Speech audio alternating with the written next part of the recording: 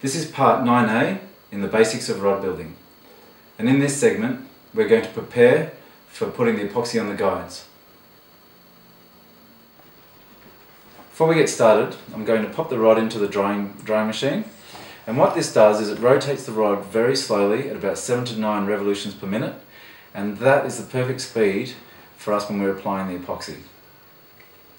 So I put the butt end of the rod into the chuck jaws, and you hold there are two face plates here, and you hold one still and you turn the back one, and that closes the jaws onto your rod butt, and then there's a lock behind the second plate, and you spin that clockwise and that locks it into the butt. And the second step, I'll get that out of the way. The second step is to adjust the height of this rod stand so that your rod's nice and straight.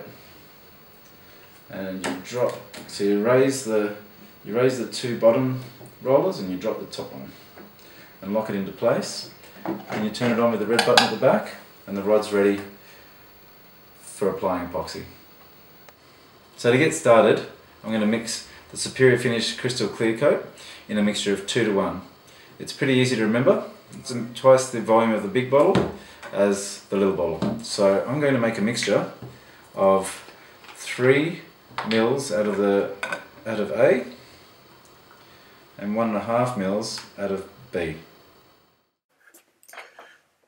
Here we have both part A and part B of the epoxy in the measuring cup.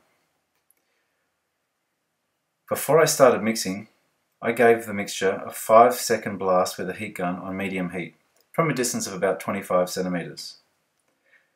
This reduces the viscosity of the epoxy, which helps the two parts mix and also helps release bubbles. I'm mixing the epoxy with a paddle pop stick split lengthways into 2 pieces. By reducing the width of the paddle pop stick, you also minimize the number of bubbles that you introduce into the epoxy.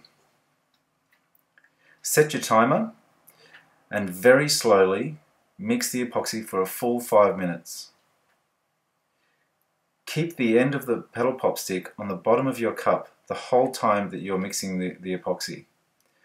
This also reduces the amount of air bubbles you introduce into the epoxy. Remember, mix very slowly. I've been mixing this batch for exactly 5 minutes, and now I'm going to pour the epoxy into a foil cupcake pan, and then let it settle for just 1 minute before I start using it. At this point, if you have too many bubbles, you can give it another 5 seconds with a heat gun, again on medium heat at a distance of about 25 centimeters. But only do this if it's absolutely necessary. Superior Finish has a working time of about 25 minutes at 25 degrees Celsius.